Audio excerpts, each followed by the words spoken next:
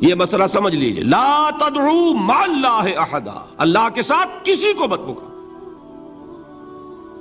حضور نے فرمایا کہ جوتی کا تسمہ بھی مانگنا ہو تو اللہ سے مانگو۔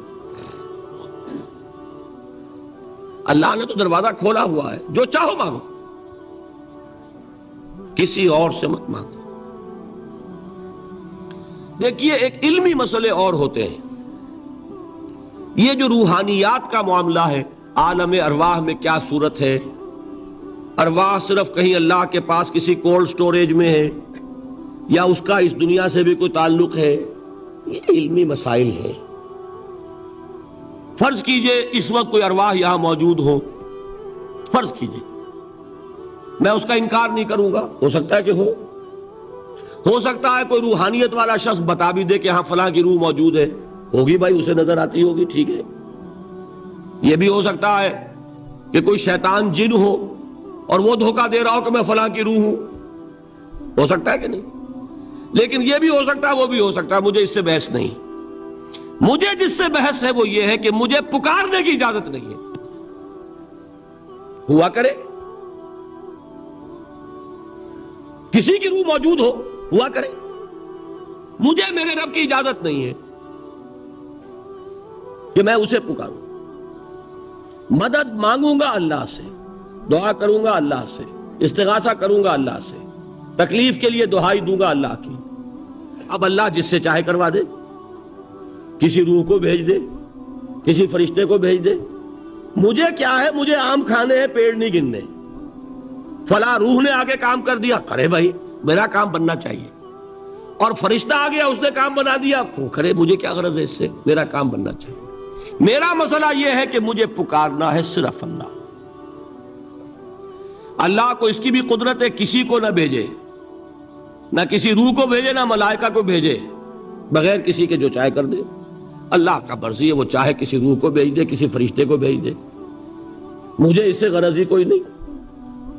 مجھے تو اپنی تکلیف کا دور ہونا مطلوب ہے، اس کے لیے میں پکاروں گا۔ سمجھ رہے؟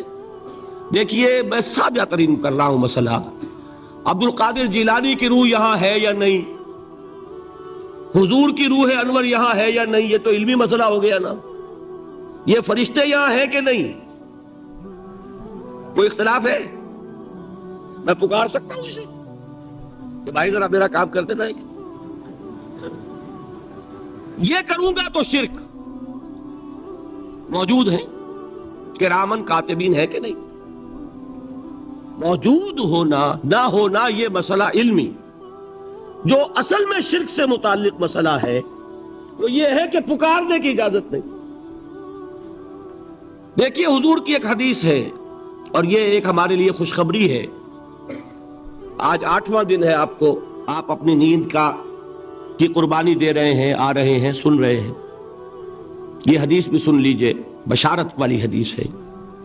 مجتمع قوم فی بیت من بیوت اللہ، نہیں جمع ہوتے کچھ لوگ اللہ کے گھروں میں سے کسی گھر میں۔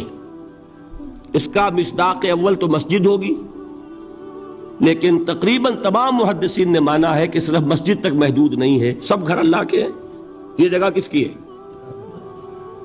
تو عام ہے یہ چیز، لیکن مسجد کا ہوگا تو وہ مصداق اول ہو جائے گا۔ مجتمع قوم فی بیت من بیوت اللہ یتلون کتاب اللہ ویتدارسونہ بینہم، کام کیا کر رہے ہوں کہ اللہ کی کتاب پڑھ رہے ہوں، وہ سمجھ رہے ہوں، سمجھا رہے ہوں، تو کیا ہوتا ہے؟ الا نزلت علیہم السکینہ، ان پر اللہ کی طرف سے سکینت کا نزول ہوتا ہے۔ وغشیتہم الرحمہ، رحمت خداوندی انہیں ڈھانپ لیتی ہے۔ وحفتہم الملائکہ، فرشتے ان کے گرد گھیرا ڈال لیتے۔ وذکرہم اللہ فی من عندہ، اور اللہ ذکر کرتا ہے ان کا ملائکہ مقربین کی محفل میں۔ دیکھو تم کہتے تھے یہ انسان بڑا گھٹیا ہے، میرے وہ بندے اس وقت میرے گھر میں جمع ہے صرف میرے کلام کو سمجھنے کے لیے۔ اللہ فخر کرتا ہے، ذکر کرتا ہے اللہ اس محفل میں، فی من عندہ، تو فرشتے ہیں کہ نہیں؟ ان فرشتوں کو پکار نہیں سکتے. اگر آپ نے یا جبرائیل میرا یہ کام کروا دو، تکلیف میری رفع کر دو کہا اور شرک ہوا، یا میکائیل اور یا اسرافیل. اسی طرح اگر آپ نے کسی اولیاء اللہ کے ارواح میں سے کسی کو پکارا، اسی طرح اگر آپ نے انبیاء کو پکارا، جس کو بھی پکارا وہ شرک ہو جائے گا. پکارنے کی اجازت نہیں ہے، پکارو صرف اللہ کو. اللہ جس کے ذریعے سے آپ کا کام کرائے اس کا اختیار. باقی رہ گئے علمی مسئلے. بعض لوگ کچھ اگر شاہ ولی اللہ دہلوی نے اپنے کچھ روحانی تجربے لکھ دیے، وہ اس کو شرک بنائے پھر رہے ہیں. یہ تو شرک ہو گیا، مشرک ہو گیا، یہ ہو گیا. بھائی وہ علمی مسائل ہیں. مثال کے طور پر اس میں پھر عرض کروں گا، کوئی اختلاف کرے اتفاق کرے. شاہ ولی اللہ نے یہ لکھا ہے کہ اولیاء اللہ کی ارواح ان کے انتقال کے بعد ملائکہ کے طبقہ اسفل میں شامل کر دی جاتی ہیں، اور اللہ جیسے اپنے احکام کی تنفیذ فرشتوں سے کرواتا ہے، ایسے ہی ان کو بھی اس کام میں لگا دیتا. اب یہ ایک علمی مسئلہ ہے یا نہیں ہے مجھے کیا پتا. کوئی خاص دلیل شاہ صاحب نے بھی نہیں دی، میں بھی مانتا ہوں. جو دلیلیں دی ہیں اس پر میرا بھی دل مطمئن نہیں ہوا، ٹھیک، لیکن یہ ایک علمی بات ہے. اب کہہ بھی رہے طبقہ اسفل، ملائکہ کا طبقہ اعلیٰ نہیں، اسفل. اللہ تعالیٰ کی ایک بیوروکریسی ہے، اس بیوروکریسی کے نچلے درجے میں اگر یہ بھی شامل ہو جائے تو میرا کیا بگڑتا ہے؟ فرشتے بھی ہیں، وہ بھی ہو جائے، وہ بھی اللہ کے احکام کی تنفیذ کر رہے ہیں، وہ بھی کر دیں. اصل مسئلہ یہ کہ مجھے اجازت نہیں ہے، میں طبقہ اعلیٰ کے فرشتے کو نہیں پکار سکتا، اسفل کو کیا پکاروں گا؟ میں جبرائیل کو نہیں پکار سکتا، سید الملائکہ انہیں نہیں پکار سکتا. یہ ہے اصل بات. نداء لغیر اللہ، اللہ کے سوا کسی اور سے دعا، کسی اور سے استغاثہ، استدعاء، استمداد، یہ استعانت، یہ ہے اصل میں شرک. لیکن یہ علمی مسائل کو علمی مسائل کی جگہ رکھیے. آپ کو اچھی لگے مانے، نہیں اچھی لگے نہ مانے. شرک اور توحید کی بات اور ہے. شاہ ولی اللہ مشرک ہو جائیں گے تو موحد کون رہے گا؟ احمد سرہندی مشرک ہو جائیں گے تو پھر موحد کون رہے گا؟ لیکن یہ کہ کچھ لوگ ہمارے ہاں، اللہ تعالیٰ انہیں ہدایت دے، پاکستان میں ہیں ایسے سرفرے لوگ جو ان سب کو مشرک قرار دے رہے ہیں، اور بڑے نہ معلوم کتنے بڑے موحد اپنے آپ کو سمجھتے ہوں گے، جن کے نزدیک اشرف علی تھانوی مہا مشرک، وہ تو مشرک نہیں، مہا مشرک. اللہ تعالیٰ ہدایت دے. میں نام نہیں لیتا کسی کا، لیکن یہ جان لیجیے اصل غلطی کیا ہے کہ ان علمی مسائل کو یہاں لا رہے ہیں. وہ علمی مسائل ہے، کوئی مانے نہ مانے. مجھے بھی، میں نے آپ سے کہا کہ شاہ ولی اللہ کا میرے دل میں اتنا احترام ہے کہ میرے نزدیک دور صحابہ کے بعد امت میں جامعیت کے اعتبار سے سب سے چوٹی پر شاہ ولی اللہ. امام غزالی اور امام ابن تیمیہ کو جمع کریں گے تو شاہ ولی اللہ بنے گا. یہ میرا ہے کہ خیال ہے، لیکن مجھے ان کی اس رائے سے اختلاف ہے. میں آپ سے کہہ رہا ہوں کہ مجھے کنونس نہیں کر سکے. ان کی دلیل جو ہے وہ مجھے وزنی نظر نہیں آئی، واللہ عالم، بات ختم ہو گئی. لیکن معاذ اللہ ثم معاذ اللہ اس کو شرک قرار دے دیں. بات آ گئی تیسری سمجھ میں. چوتھی چیز، عبادت کے بعض مظاہر یا افعال ایسے ہیں جو صرف اللہ کے لیے خاص ہیں. مثلا سجدہ، نذر، یہ صرف اللہ کے لیے. یہ وہ چیز ہے کہ غیر اللہ کے لیے کسی بھی نیت سے کیا جائے گا شرک ہو جائے گا. سجدہ تعظیمی، کوئی قبر کو کر رہا ہے، کوئی اپنے پیر کو کر رہا ہے، اور درباروں میں بادشاہوں کو ہوتا ہے، اب بھی ہوتا ہے. کسی نیت سے ہو، کسی کے لیے کیا جائے شرک ہے. یہی سجدہ تعظیمی تھا جس کا رواج تھا مغل دربار میں. یہ کورنش آپ تو کہتے ہیں نا اس سڑک کو جو ساحل کے ساتھ ساتھ چلتی ہے، وہ کورنش بجا لانا کیا ہوتا تھا دربار میں، رکوع سے بھی نیچے. یعنی رکوع اور سجدے کے درمیان ہوتا ہے آدمی جب وہ کورنش میں ہوتا ہے، اس طرح جھک کر آداب بجا لانا، یہ ان کے ہاں رواج تھا۔ لیکن دیکھیے اللہ تعالیٰ کا وہ بندہ جس کا نام احمد سرہندی ہے، مجدد الفسانی، امام ربانی، کس جرأت کے ساتھ کھڑے ہوئے انہوں نے انکار کیا شرک حرام ہے۔ اب جو وہ مولوی تھے درباری، انہوں نے کانوں میں بادشاہ کے کان بھرے، بڑا باغی ہے، باغیانہ باتیں کر رہا ہے، اس کی پیشی ہونی چاہیے۔ عدالت میں پیشی ہو رہی ہے مجدد الفسانی کی رحمت اللہ علیہ۔ ان کے سر کو زبردستی جھکانے کے لیے راستہ ایسا بنایا گیا کہ بادشاہ کے سامنے پیش ہونے سے پہلے ایک کھڑکی میں سے گزرنا پڑے گا۔ کھڑکی میں سے تو سر جھکائے گا کہ نہیں، لیکن مجدد الفسانی ایسے گزرے، پہلے ٹانگیں نکالی پھر سے نکالی۔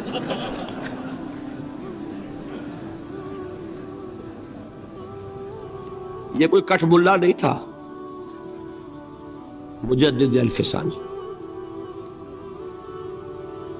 گردن نہ جھکی جس کی جہانگیر کے آگے، جس کے نفس گرم سے ہے گرمی احرار، وہ ہند میں سرمایہ ملت کا نگہباں، اللہ نے بر وقت کیا جس کو خبردار۔ حاضر ہوا میں شیخ مجدد کی لحد پر، وہ خاک کے ہے زیر فلک مطلع انوار۔ نہیں، گردن نہیں جھکے گی، سجدہ صرف اللہ کے لیے۔ بندہ مومن کی گردن کٹ سکتی ہے، جھک نہیں سکتی۔ کسی بھی نیت سے کسی بھی شخص کے لیے، ہمارے ہاں ویسے بزرگوں سے ملتے ہوئے ذرا جھک جانا، یہ تو ایک معاملہ اور ہے، ذرا سا آدمی اپنے آپ کو اپنی ان کی تعظیم کے لیے، لیکن یہ جان لیجئے کہ جھکنا بس تھوڑا سا ہی ہونا چاہیے۔ یہ 10 ڈگری سے زیادہ ہوا تو کام خراب ہو جائے گا۔ یہ اس سے زیادہ کا جھکنا جو ہے وہ کسی طور سے جائز نہیں۔ سجدہ اور نظر یہ صرف اللہ کے لیے۔ یہ چوتھی چیز آئی عبادت میں۔ اب آخری چیز ہے سب سے کٹھن، سب سے مشکل۔ عبادت کی شرط قبولیت کیا ہے اللہ کے ہاں؟ بتائیں۔ اخلاص۔ اخلاص کی ضد کیا ہے؟ ریاکاری۔ ریاکاری کیا ہے؟ شرک۔ البتہ اس کے لیے حضور نے لفظ شرک خفی استعمال کیا، اس لیے کہ یہ نیت کا معاملہ ہے، نظر نہیں آ رہا۔ کسی نے گردن جھکائی ہے تو نظر آ رہی ہے، کسی نے کسی کو پکارا اللہ کے سوا تو سن لیا آپ نے۔ یہ تو ہے نا وہ شرک کے جو جلی ہے۔ قبر کو سجدہ کیا، نظر آ گیا۔ بادشاہ کو سجدہ کیا، نظر آ گیا۔ آپ نے کسی کو دعا کی، کسی کو پکارا، سن لیا آپ نے۔ یہ شرک جو ہے یہ ہے وہ خفی جو نظر نہیں آتا۔ حدیث سنیے اور اس معیار پر اپنے آپ کو ناپیے اور دعا کیجئے اللہ تعالی ہمیں شرک سے بچائے۔ من صلی یرائی فقد اشرک، ومن صام یرائی فقد اشرک، ومن تصدق یرائی فقد اشرک۔ جس شخص نے نماز پڑھی دکھاوے کے لیے، اس نے شرک کیا، اور اس میں لفظ خفی بھی نہیں آیا ابھی یہاں، ٹھیک ہے؟ قد اشرکا، فعل ماضی پر قد کا مطلب ہوتا ہے یقینی بات، شک و شبہ ہے ہی نہیں۔ جس نے دکھاوے کے لیے نماز پڑھی اس نے شرک کیا، جس نے دکھاوے کے لیے روزہ رکھا وہ شرک کر چکا، جس نے دکھاوے کے لیے صدقہ اور خیرات کیا اس نے شرک کیا۔ بچیے شرک سے، اللہ بچائے۔ اس سے ذرا آگے آئیے، حضور فرماتے ہیں کہ اگر کوئی شخص نماز پڑھ رہا ہو اور جب وہ یہ دیکھے کہ کوئی مجھے دیکھ رہا ہے تو سجدہ طویل کر دے تو یہی شرک خفی ہے۔ یہاں خفی کا لفظ ہے، اور میں اس کا حساب، میں تو الجبرا جانتا ہوں نا، سادہ ہر چیز کو اس طریقے سے سادہ کہ سمجھ میں آ جائے۔ دیکھیے آپ نماز پڑھ رہے تھے جبکہ کوئی آپ کو نہیں دیکھ رہا، آپ کا سجدہ تھا فرض کیجئے 10 سیکنڈ کا، جب آپ نے دیکھا کہ کوئی دیکھ رہا ہے تو آپ نے کیا 15 سیکنڈ کا۔ یہ 5 سیکنڈ کس کے لیے ہیں؟ تو ایک سجدے کے 2 مسجود ہو گئے کہ نہیں؟ ایک سجدے میں 2 شامل ہیں. اب 10 سیکنڈ تھے اللہ کے لیے اور 5 سیکنڈ اس کو جسے آپ دکھا رہے ہیں. تو یہی شرک شرک خفی ہے، نظر نہیں آتا. اس پر کسی مفتی کا فتویٰ نہیں چل سکتا، نظر نہیں آ رہا. لیکن جان لو، جیسا کہ میں نے عرض کیا تھا، شرک خفی کو یہ نہ سمجھنا کہ شرک نہیں ہے. شرک نہ ہوتا تو حضور کبھی اس کے لیے لفظ شرک استعمال نہ کرتے. شرک تو ہے. یہی وہ شرک ہے جس کے بارے میں حضور نے فرمایا اس کا پہچاننا اور دیکھنا اتنا مشکل ہے جتنا کسی تاریک رات میں کسی سیاہ پتھر پر رینگتی ہوئی کسی سیاہ چیونٹی کو دیکھنا اتنا مشکل. تو اب شرک فی العبادت کی بات سمجھ میں آ گئی. شرک فی العبادت کا ایک جز کیا ہے؟ شرک فی الاطاعت. لا طاعت لمخلوق فی معصیت الخالق. جس کی اطاعت بھی اللہ کی اطاعت سے آزاد ہو کر کر لی گئی وہی معبود ہے. شرک فی المحبت. توحید فی المحبت کیا ہے؟ کہ اللہ کی محبت تمام محبتوں سے بالا ہو. جس کی محبت بھی اللہ کی محبت کے برابر ہو گئی یا اوپر ہو گئی وہ شرک ہے، وہ معبود ہے. وہ زر ہو، وہ وطن ہو، کچھ بھی ہو، وطن پرستی، زر پرستی، سب پرستش شرک ہے. نمبر 3، دعا صرف اللہ سے ہے، جس سے بھی پکاریں گے شرک ہو جائے. سجدہ نظر صرف اللہ کے لیے ہے، جس کے لیے بھی کریں گے شرک ہو جائے. اور عبادت صرف اللہ کے لیے ہے اخلاص کے ساتھ. اگر اس میں ریاکاری آ گئی تو یہ شرک ہو. یہ 5 ہو گئے شرک، جن کو جمع کر لیں تو یہ شرک فی الحقوق ہے. شرک فی الذات، شرک فی الصفات، شرک فی الحقوق. اب ایک مسئلہ اور سمجھ لیں. ایک سوال آپ کے ذہن میں پیدا ہونا چاہیے، نہیں ہوا تو اس کا مطلب ہے آپ کچھ نیم خوابیدہ ہیں، اب سوئے ہوئے ہیں کچھ. وہ یہ کہ اگر یہ ساری چیزیں شرک ہیں تو پھر گناہ کس چیز کا نام ہے؟ رشوت لی شرک، کیونکہ حرام شے مال محبوب تر ہے، اللہ سے شرک ہو گیا.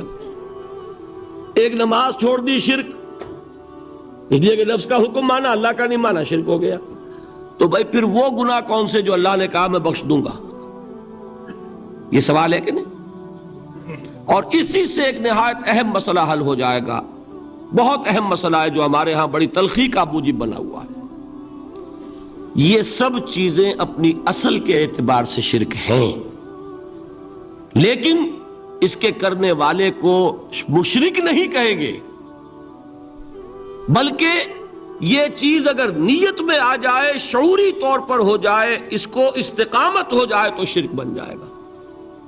غیر شعوری طور پر ہو رہا ہے، بے سمجھے بوجھے ہو رہا ہے، اس کو اس طریقے سے سمجھا ہی نہیں ہے تو وہ گناہ ہے.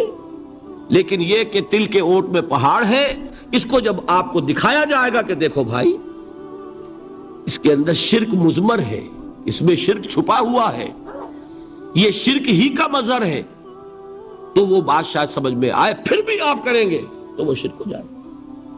غیر شعوری طور پر، غیر ارادی طور پر، نہ سمجھے ہوئے اگر کام ہو رہا ہے تو وہ گناہ ہوگا، ورنہ وہ شرک ہو جائے.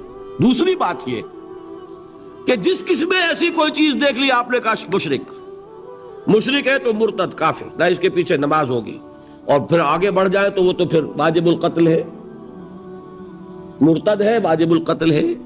کہ وہی جو حماقت خوارج نے کی تھی، ہمارے ہاں کچھ لوگ جذبات میں آ کر ایسی ہی حماقتیں کرتے ہیں. اس کا حل کیا ہے اسے بھی سمجھ لیں. دیکھیے، جو بچہ الف بیتے پڑھ رہا ہے اسے بھی آپ کہتے ہیں طالب علم، ٹھیک، علم حاصل کر رہا ہے. اگر اس نے الف بیتے پڑھ لی تو کیا آپ اسے عالم کہیں گے؟ عالم آپ کہتے ہیں اس وقت جب کہ علم کی ایک مقدار جمع ہو گئی ہو، تب عالم کہلائے گا. ویسے الف بیتے بھی علم ہے، کون کہے گا وہ علم نہیں ہے؟ علم کی ماں وہ ہے، علم کی جڑ وہ ہے. لیکن عالم جس نے الف بیتے پڑھ لی کیا وہ عالم ہو گیا؟ نہیں. اسی طریقے سے شرک کی ایک خاص حد، خاص مقدار جمع ہو جائے گی تو شخص مشرک کہلائے گا، ورنہ ان انڈیویجول چیزوں کو شرک تو کہیں گے آپ، یہ شرک ہے، لیکن یہ نہیں کہ جس نے اس کا ارتکاب کیا وہ مشرک. یہ ہے ہمارے ہاں کہ جو لوگ ایک دوسرے پر فتوے بازی میں بہت جلدی کر جاتے ہیں، چونکہ وہ یہ کر رہا ہے لہذا وہ مشرک کے پیچھے نماز نہیں ہوگی، اب وہ مسجدیں علیحدہ، اور ایک جو ہے اصلاح کا دروازہ بند، اس لیے کہ تفریق ہو گئی مستقل۔ یہ نہیں، آپ اس چیز کو کہیں یہ شرک ہے، لیکن یہ کہ اس کو مشرک نہ کہیے، اس لیے کہ علم ہے الف بیتے، لیکن جو الف بیتے پڑھ لے گا وہ عالم نہیں کہلائے گا، بلکہ یہ کہ کسی بھی شخص پر کسی چیز کا انطباق کرنے کے لیے اس کا کوئی لیول ہوتا ہے، اس لیول پر آئے گی وہ شے تو پھر اس کی نسبت کی جائے گی کہ فلاں شخص وہ عالم ہے، فاضل ہے، فلاں شخص امیر ہے، دولت ہے، دولت تو کہنے کو ایک پیسہ بھی دولت ہی میں شمار ہوگا، لیکن دولت مند کہیں گے جس کی جیب میں ایک پیسہ ہے۔ دولت مند، دولت کی ایک خاص مقدار جمع ہو جائے گی کسی کے پاس تو دولت مند کہلائے۔ یہ ہے اصل میں فرق، کہ یہ چیزیں اپنی اصل کے اعتبار سے شرک ہے، اس میں کوئی شک نہیں، لیکن جب تک یہ غیر شعوری طور پر ناسمجھے ہو رہی ہو تو ان کو گناہ کہیں گے، شرک نہیں کہیں گے، نمبر ایک۔ نمبر دو یہ کہ ان چیزوں کو آپ سمجھائیں کہ بھائی یہ شرک ہے، لیکن اگر کوئی لوگ ناسمجھی میں اپنے مغالطے میں اگر ان کا ارتکاب کر رہے ہیں، ان کو مشرک کہہ کر اور ان سے علیحدگی اور تعلق منقطع اور یہ سارا جو ہے رشتے وہ ختم، یہ معاملہ ہے جس نے ہمارے ہاں نہایت تلخی گھول دی ہے دینی حلقوں کے مابین، جس سے کہ اصلاح کے دروازے بند ہوتے چلے جاتے ہیں، زدم زدہ آ جاتی ہے، پھر تعصب اور عصبیت آ جاتی ہے۔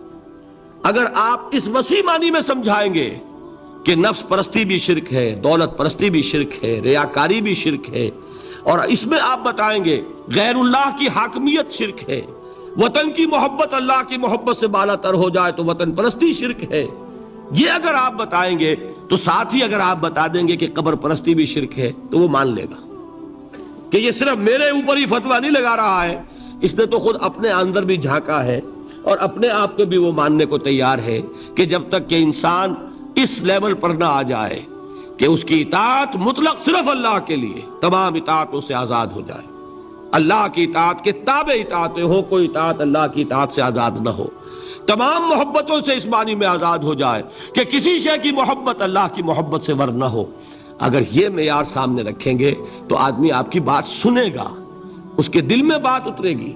لیکن اگر چند مسائل جو بعض گروہوں کے درمیان وہ نزاع کا اور مناظرے بازی کا ایک موضوع بن گئے ہیں، اگر اسی کے اوپر ہیمر کریں گے تو اس میں ضد پیدا ہوگی، تعصب پیدا ہوگا، نتیجہ کوئی نہیں نکلے گا۔ اس کو سامنے رکھیے۔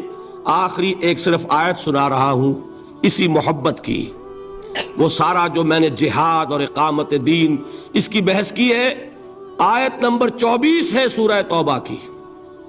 قل، اے نبی ان سے کہہ دیجئے، ان کان آباؤکم وابناؤکم واخوانکم وازواجکم وعشیرتکم واموال اقترفتموها وتجارۃ تخشون کسادها ومساکن ترضونها احب الیکم من اللہ ورسولہ وجہاد فی سبیلہ فتربصوا حتی یاتی اللہ بامرہ واللہ لا یہدی القوم الفاسقین۔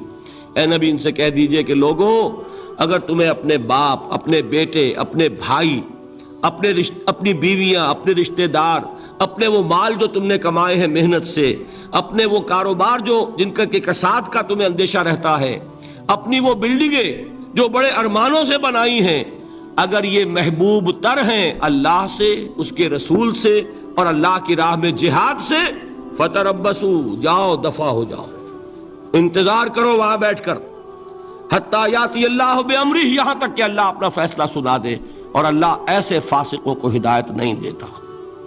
اس کو سامنے رکھیے اور اللہ تعالیٰ سے توفیق مانگیے، اللہ تعالیٰ ہمیں شرک کی پہچان عطا فرمائے اور ہمارے دلوں کو ہر نوع کے شرک سے پاک کر دے۔ وَنُقَلِّبُ أَفْئِدَتَهُمْ وَأَبْصَارَهُمْ، ہم الٹ دیں گے ان کے دلوں کو بھی اور ان کی آنکھوں کو بھی۔ کیوں؟ كَمَا لَمْ يُؤْمِنُوا بِهِ أَوَّلَ مَرَّةٍ، اس لیے کہ وہ پہلی مرتبہ جب انکشاف حق ہوا ہے وہ ایمان نہیں لائے۔ اس کا میں ایک واقعہ آپ کو سنانا چاہتا ہوں کہ کس طرح صحابہ کرام پر بھی وقتی طور پر یہ واقعہ اگر صحابہ کرام کا نہ ہوتا تو یہ حقائق سمجھ میں نہ آتے۔ غزوہ تبوک کے موقع پر یہ میں جملہ انکمپلیٹ رہ گیا، ضعف ایمان کا حملہ ہو جاتا تھا، نفاق کا نہیں معاذ اللہ، لیکن ضعف ایمانی کی اگلی منزل شروع ہو جاتی ہے نا نفاق. جہاں جھوٹ بولنا شروع کیا نفاق, جھوٹی قسمیں کھانی شروع کی سیکنڈ سٹیج, اور جہاں مومنین صادقین سے بغض اور عداوت پیدا ہو گیا وہ تھرڈ سٹیج. تو وہ ضعف ایمان کا کیسے ہوتا ہے یہ حضرت کعب ابن مالک نے بڑی تفصیل سے بیان کیا ہے. غزوہ تبوک کے موقع پر جہاں منافقین نے آ کر جھوٹے بہانے بنائے, جھوٹی قسمیں کھائیں اور حضور سے ایگزمپشن لے لی, چھٹی لے لی, رخصت لے لی, وہاں 3 ایسے صحابہ بھی تھے جو مومن صادق تھے, لیکن وقتی طور پر شیطان نے انہیں ورغلایا. کیسے ورغلایا وہ سمجھ لیجئے. کعب ابن مالک نے تفصیل سے بیان کیا ہے, اور میرے نزدیک یہ جہاں تک میرا مطالعہ ہے طویل ترین حدیث ہے, بخاری اور مسلم میں بھی موجود ہے. حضور جب واپس آئے ہیں اور اب آپ نے ایک ایک کو بلایا, جن لوگوں نے تو پہلے جھوٹی قسمیں کھا لی تھی ان کو تو بلانے کی ضرورت نہیں تھی, لیکن کچھ لوگ ایسے بھی تھے کہ جنہوں نے ایگزمپشن بھی نہیں لی تھی اور گئے بھی نہیں تھے. اب ان کو آپ نے ایک ایک کر کے پیشی ہوئی, آپ کیوں نہیں گئے تھے؟ تو اب جو منافقین تھے ان میں سے انہوں نے اس موقع پہ جھوٹی قسمیں کھا لی. خدا کی قسم حضور ہم تو بالکل تیار تھے, پوری میں نے تیاری بھی کر لی تھی, پورا ارادہ تھا, یہ وقتی طور پر یہ مصیبت مجھ پر آ پڑی. جس نے قسم کھائی انہوں نے کہا اچھا ٹھیک ہے جائیے.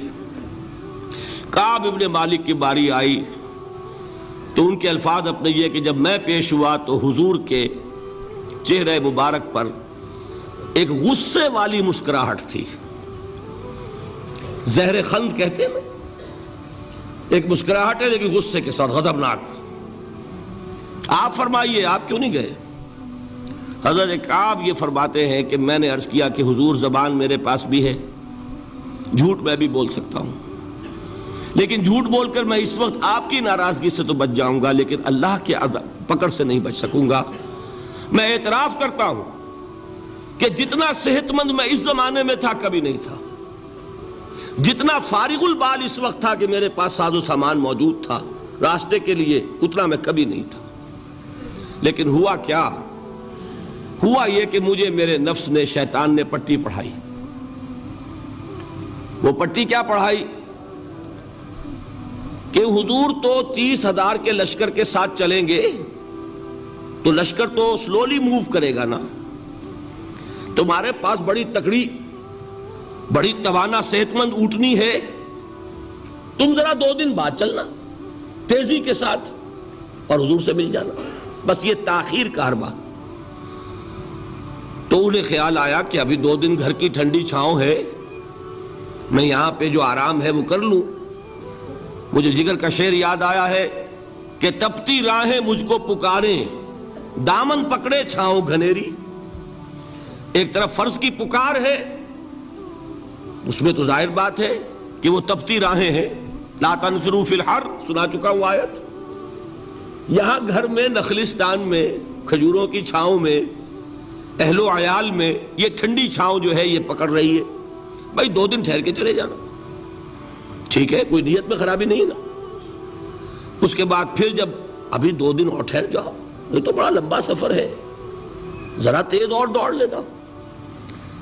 تو فرماتے ہیں کہ حضور میں اسی طریقے سے تاخیر و تعویق میں پڑا رہا, یہاں تک کہ ایک روز اچانک مجھ پر یہ چیز منکشف ہوئی کہ تو میں چاہے کتنا بھی تیز چل لوں میں آپ سے نہیں مل سکتا, میرے اعصاب ڈھیلے ہو گئے, اس طرح میں محروم رہ گیا. حضور نے بائیکاٹ کا حکم دیا صحابہ کو. 3 صحابہ تھے ایسے, 2 اور تھے جنہوں نے اسی طریقے سے اعتراف کیا. حضور نے حکم دے دیا کوئی ان سے گفتگو نہ کرے, سوشل بائیکاٹ. بڑی سخت سزا تھی جو دی گئی ہے, اس کی بڑی تفاصیل ہیں, اللہ تعالیٰ شوق دے تو وہ حدیث پوری پڑھیے. میں نے تو 2 جمعوں میں ایک مرتبہ صرف اس ایک حدیث کو بیان کیا تھا, شاید کہیں کیسٹس ہوں میرے ہاں, ہمارے نمبر کوئی مجھے یاد نہیں ہے, لیکن یہ بڑی عجیب حدیث ہے. لیکن اس میں جو اصل سبق ہے وہ کیا ہے؟ اس طریقے سے شیطان لے تو لال, تاخیر, تعویق, ابھی کیا جلدی ہے, ذرا اس کام سے فارغ ہو لو, ذرا پھر تلافی کر لینا, ذرا زیادہ زور سے کام کر لینا, یہ وہ چیز ہے کہ جو وہ تو خیر صحابی تھے بچ گئے, اگر وہاں جھوٹی قسم بھی کھا دیتے تو گئے تھے. یہ تو اتنا ہی ہے نا, مردی و نامردی قدم فاصلہ دارد, اس میں تو یہی ہے کہ ذرا ایک جھوٹی قسم کھا دیتے، جھوٹے بہانہ بنا دیتے تو اب ضعف ایمان نہ رہتا، وہ نفاق کی سند شروع ہو جاتی۔ وہ اللہ تعالیٰ نے ان کو بچایا، لیکن یہ کہ ہم کیسے بچیں گے اگر ہم نے یہ روش اختیار کی؟ لہذا 3 کام، دوام ذکر نمبر 1، اس کی میں شرح کر چکا ہوں، 4 اذکار یاد کر لیجئے گا ان کو، ورنہ کیا فائدہ۔ نمبر 2، انفاق فی سبیل اللہ، نفاق کا علاج انفاق سے۔ نمبر 3، یہ عادت اپنے اندر پیدا کیجئے شعوری طور پر کہ جب ایک حقیقت واضح ہو جائے فوراً اعتراف کہ ہاں بھائی بات ٹھیک کہی آپ نے۔ جب ایک فرض کا احساس ہو جائے فوراً اس کی ادائیگی کے لیے آغاز۔ تاخیر و تعویق ہے کہ جس سے پھر نفاق کو موقع ملتا ہے۔ اللہ تعالیٰ مجھے اور آپ کو حقیقی ایمان عطا فرمائے اور نفاق سے بچائے رکھے۔ اب آئیے حقیقت و اقسام شرک پر۔ دیکھیے، ہر شخص یہ جانتا ہے کہ اسلام دین توحید ہے۔ ایک لفظ میں اگر کہیں گے تو اسلام کا سب سے بڑا وصف، سب سے بڑی علامت توحید۔ وہ جو اقبال نے کہا کہ توحید کی امانت سینوں میں ہے ہمارے، آسان نہیں مٹانا نام و نشاں ہمارا، تو توحید ہے۔ توحید کی ضد ہے شرک، ٹھیک؟ اس سے میں ایک نتیجہ نکالتا ہوں، کوئی مسلمان جان بوجھ کر مشرک نہیں ہو سکتا، یہ میرا نتیجہ ہے۔ جان بوجھ کر مشرک نہیں ہو سکتا، وہ شرک میں مبتلا ہوگا تو ناسمجھی میں ہوگا، نادانی میں ہوگا، وہ اسے شرک نہیں سمجھے گا۔ یہ ممکن نہیں ہے کہ کوئی مسلمان ہو، گیا سے گیا مسلمان، گزرا سے گزرا مسلمان، گھٹیا سے گھٹیا مسلمان، لیکن وہ شرک کو شرک سمجھتے ہوئے اس میں آلودہ ہو جائے۔ ہوتا کیا سمجھ میں نہیں آتا کہ شرک، تو ضرورت بہت ہے کہ ہم یہ پہچانیں کہ یہ شرک ہے کیا۔ دوسری بات یہ جان لیجئے، ہمارے دین میں ناقابل عفو جرم کون سا ہے؟ شرک۔ 2 مرتبہ بیان فرمایا گیا سورہ نساء میں صرف، ان اللہ لا یغفر ان یشرک بہ ویغفر ما دون ذلک لمن یشاء۔ اللہ تعالیٰ اسے تو ہرگز نہیں بخشے گا کہ اس کے ساتھ شرک کیا جائے، ہاں اس سے کم تر جس کو چاہے گا معاف فرما دے گا۔ نوٹ کر لیجئے، اس کی بھی اندر بھی اوپن لائسنس نہیں ہے کہ بقیہ سارے گناہ لازماً معاف کر دے گا، یہ نہیں ہے۔ اس سے تو آپ میں جرت پیدا ہو جائے گی، باقی سب کیے جاؤ، یہ نہیں۔ جس کو چاہے گا بخش دے گا، لیکن امید ضرور دلا دی کہ شرک سے کم تر کوئی گناہ ہو تو اس کی بخشش کی بغیر توبہ کے اللہ تعالیٰ نے امید دلائی۔ توبہ سے تو شرک بھی معاف ہو جائے گا، اس سے مراد کیا ہے؟ بغیر توبہ کے۔ اللہ تعالیٰ نے فرمایا کہ اور گناہوں کے بارے میں تو امید کی جا سکتی ہے، لیکن شرک کے بارے میں ہرگز نہیں۔ اہمیت واضح ہو گئی مزید۔ نمبر 3، اس شرک کی ہماگیریت کا عالم یہ ہے کہ سورہ یوسف کی آیہ مبارکہ ہے، وَمَا يُؤْمِنُ أَكْثَرُهُمْ بِاللَّهِ إِلَّا وَهُمْ مُشْرِكُونَ۔ انسانوں کی اکثریت کا حال یہ ہے کہ وہ اللہ پر ایمان نہیں رکھتے مگر کسی نہ کسی قسم کے شرک کے ساتھ۔ یہ یونیورسلٹی ہے اس کی کہ اللہ کو بھی مان رہے ہیں لیکن کسی نوع کا شرک جو ہے وہ بھی لگا رکھا ہے۔ وَمَا يُؤْمِنُ أَكْثَرُهُمْ بِاللَّهِ، انسانوں کی اکثریت کا حال یہ ہے کہ وہ ایمان نہیں رکھتے اللہ پر، الا وہم مشرکون، مگر یہ کہ کوئی نہ کوئی شرک بھی کرتے ہیں۔ چوتھی بات یہ سمجھیے کہ شرک ہر دور میں بھیس بدل کر آتا ہے۔ یہ ضروری نہیں ہے کہ شرک کی جو قسمیں آج سے 200 برس پہلے تھیں صرف وہی آج بھی رہے۔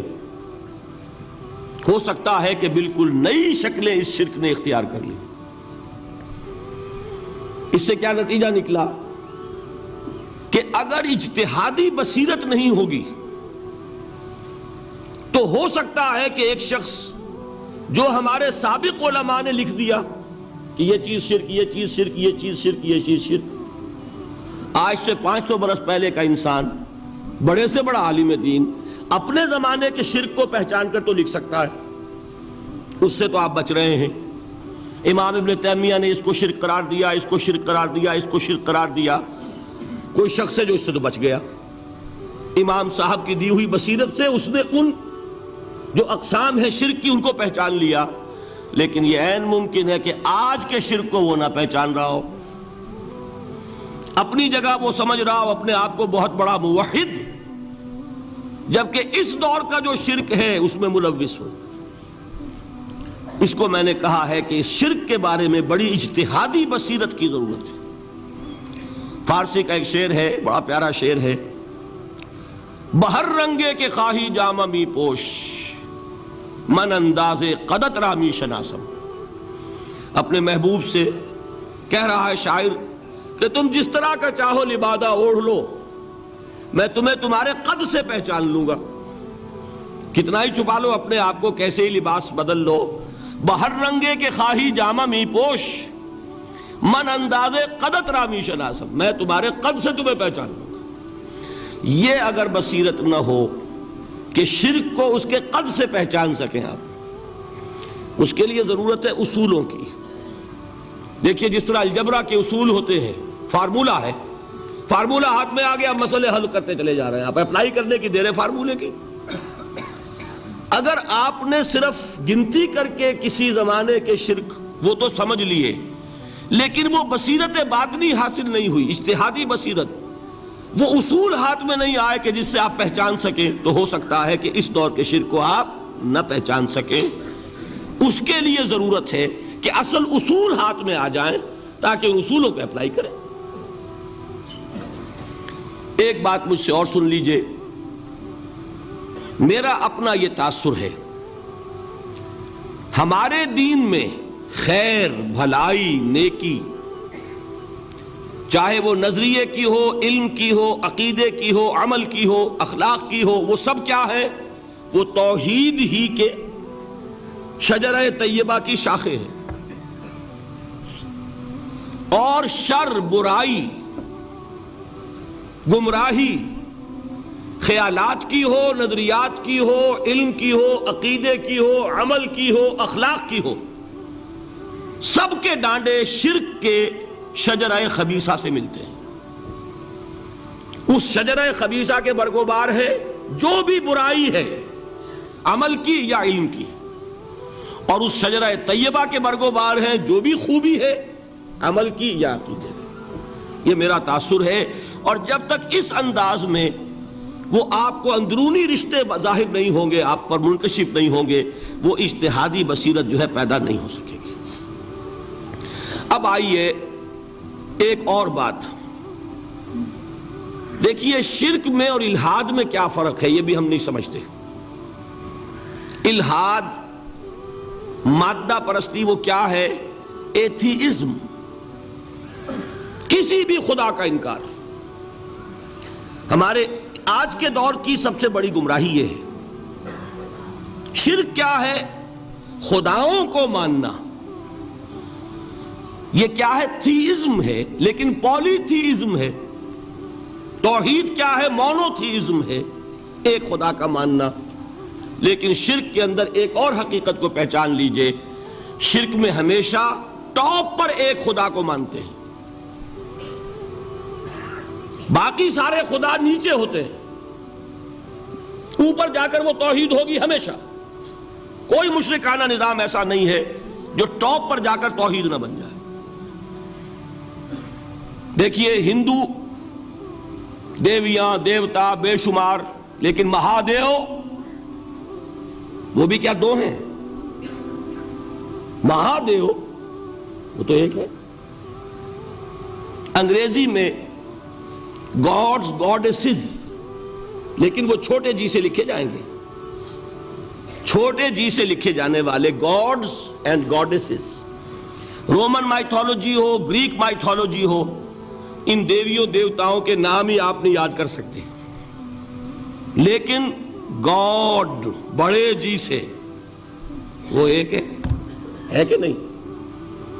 ٹاپ پر جو ہے وہ ایک ہے۔ اس کو وہ بھی مانتے ہیں کہ اومنی پوٹنٹ، اومنیشنٹ، اومنی پریزنٹ، علی کل شیء قدیر، بکل شیء علیم، ہر جگہ موجود، وہ تو ایک ہی ہے، وہ تو کیپٹل جی سے لکھا جائے گا۔ باقی اس کے نیچے فوج ہے دیویوں کی، دیوتاؤں کی، خداؤں کی اور خدانیوں کی، وہ گاڈز اینڈ گاڈیسز ہیں۔ عرب میں کیا تھا؟ میں نے پہلے آپ کو وہ دو مثالیں دے دی ہیں، تیسری اور ایران کی لے لیجئے۔ خیر کا خدا اور شر کا خدا اور،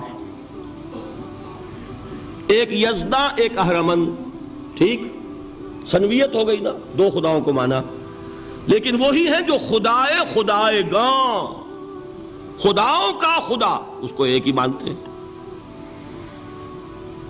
یہی معاملہ عرب میں تھا، اللہ وہ ایک ہی تھا ان کے ہاں۔ قرآن میں آتا ہے ان سے پوچھئے وَلَئِن سَأَلْتَهُم مَّنْ خَلَقَ السَّمَاوَاتِ وَالْأَرْضَ لَيَقُولُنَّ اللَّهُ، جب ان سے کہا جاتا ہے کہ کس نے پیدا کیا آسمان اور زمین کو، یہ فوراً کہیں گے اللہ نے۔ فَأَنَّىٰ يُؤْفَكُونَ، تو یہ ماننے کے بعد کدھر جا رہے ہیں؟ وہ کیا کہتے تھے کہ وہ بڑا اللہ تو ایک ہی ہے، لیکن چھوٹے آلہہ ہیں۔ آلہہ اور اللہ میں وہی فرق ہے جو کیپٹل جی کا گاڈ اور چھوٹے جی سے گاڈز اینڈ گاڈیسز، وہی فرق ہے کہ جو مہادیو اور دیویوں اور دیوتاؤں میں ہے، وہی وہاں تھا اللہ، وہ ایک اور سپریم، سب سے بالا تر، اس سے اوپر کوئی نہیں، تخلیق میں اس کا کوئی ساجی نہیں، لیکن اس نے کچھ آلہہ ہیں جنہیں کچھ اختیارات تقسیم کیے ہوئے ہیں، کچھ اس کے لاڈلی ہستیاں ہیں جو سفارش کر سکتی ہیں۔ بس یہ شرک تھا مشرکین مکہ کا، بات سمجھ رہے ہیں؟ اس کا جائزہ لیں گے تو آپ کو، اور جو آج شرک کی اقسام میں بیان کروں گا اس کو ہاتھ میں لیں گے تو کسی موحد کا تلاش کرنا مشکل ہو جائے گا۔ ڈھونڈ اب ان کو چراغ رخ زیبا لے کر، آج جن کا نام مسلمان ہے ان کی اکثریت کسی نہ کسی نوع کے شرک میں مبتلا ہے۔ اب آئیے اقسام شرک۔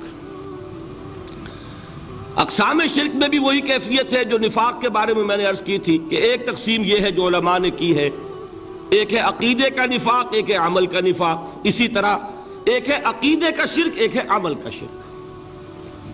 عقیدے میں نہیں ہے، عمل میں ہے۔ ایک تقسیم آپ نے سنی ہوگی شرک جلی، شرک خفی، ایک ہے ننگا شرک، کھلم کھلا شرک، ایک ہے چھپا ہوا شرک جو نظر نہیں آتا۔ لیکن ایک مغالطہ اپنے دل سے نکال دیجئے، بعض لوگ شرک خفی کو شرک نہیں سمجھتے، یہ بہت بڑی غلطی ہے۔ اگر وہ شرک نہ ہوتا تو حضور اسے شرک نہ کہتے، کوئی اور لفظ، عربی زبان کا دامن جو ہے محدود نہیں ہے، پھر اس کے لیے کوئی اور لفظ اختیار فرمایا جاتا ہے وہ شرک۔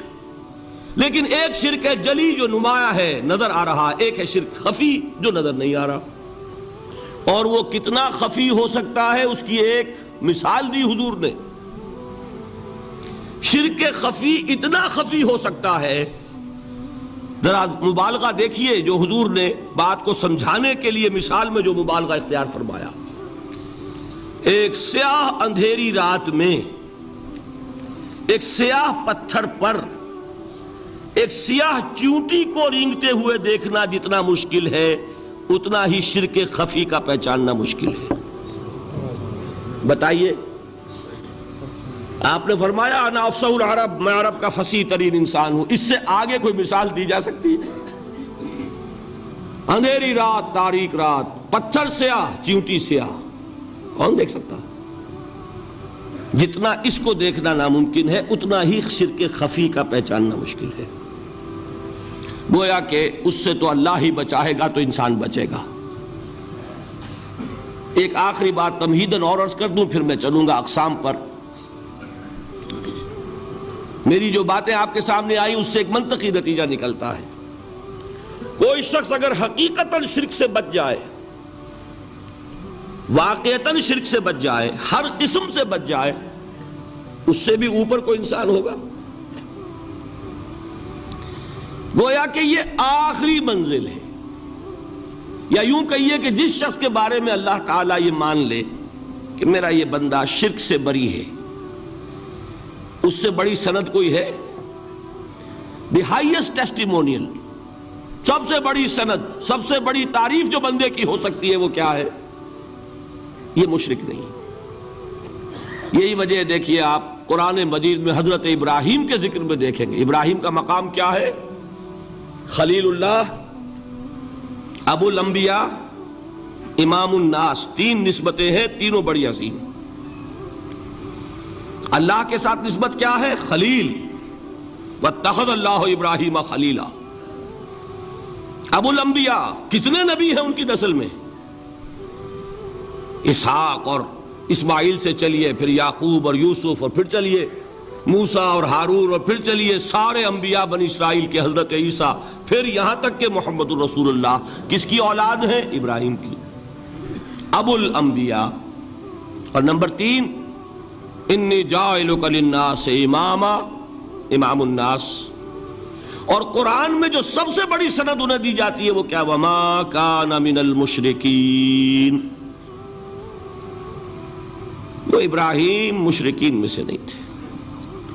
معلوم ہوا کہ یہ سب سے بڑی سند ہے، سب سے بڑا سرٹیفکیٹ ہے، سب سے بڑا ٹیسٹیمونیل ہے جو اللہ کی طرف سے کسی کو مل جائے۔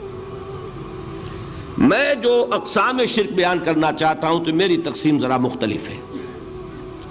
اب وہ ذرا اپنے ذہن میں وہ نقشہ بنا لیجئے، آپ بنایا کرتے ہیں ایک، اس کو پھر 3 میں تقسیم کیجئے۔ شرک کی 3 بڑی بڑی قسمیں ہیں۔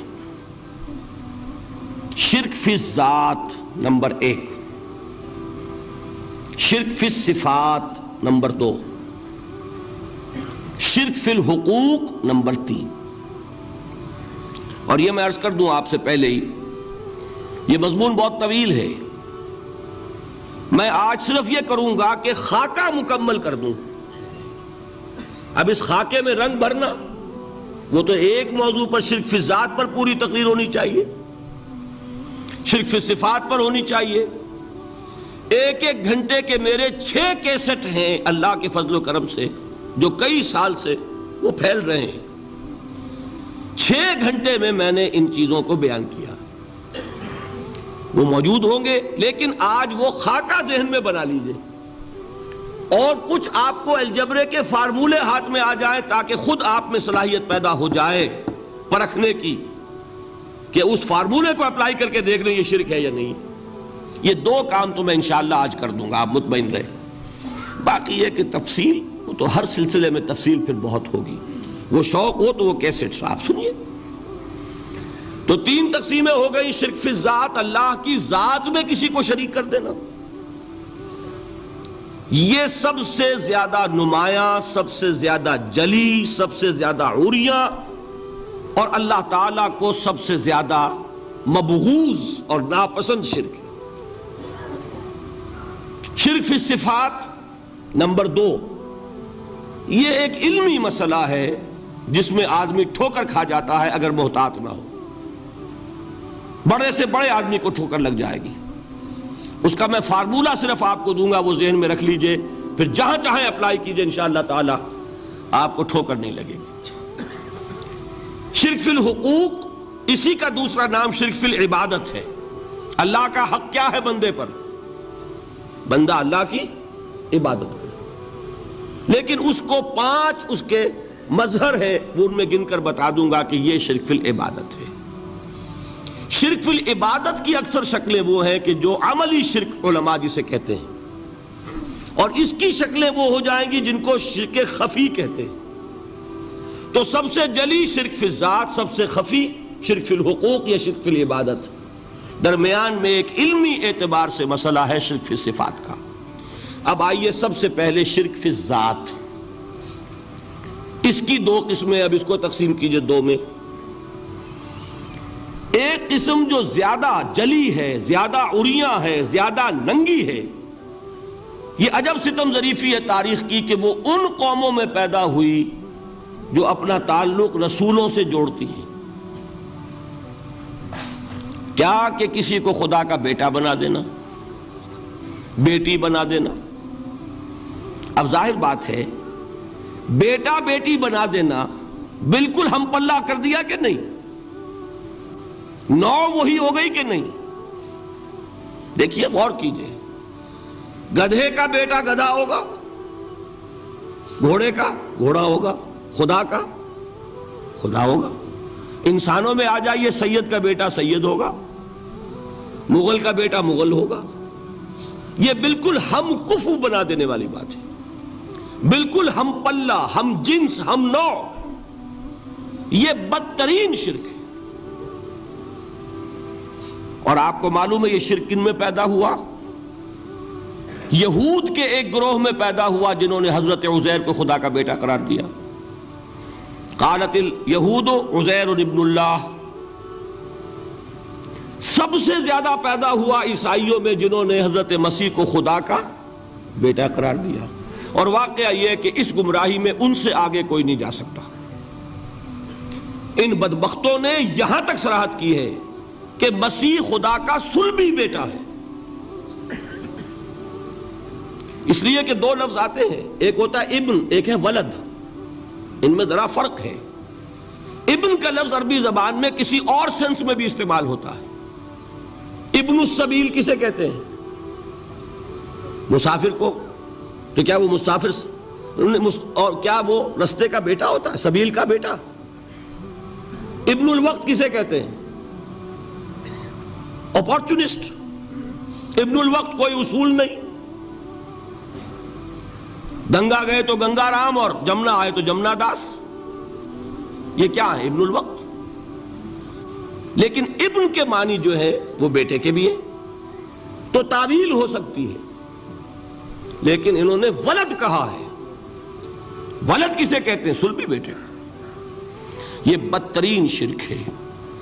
یہی وجہ ہے کہ قرآن مجید میں آپ دیکھیں گے کہ جتنا غضب اللہ کا ان پر بھڑکا ہے اس عقیدے پر، وَيُنذِرَ الَّذِينَ قَالُوا اتَّخَذَ اللَّهُ وَلَدًا،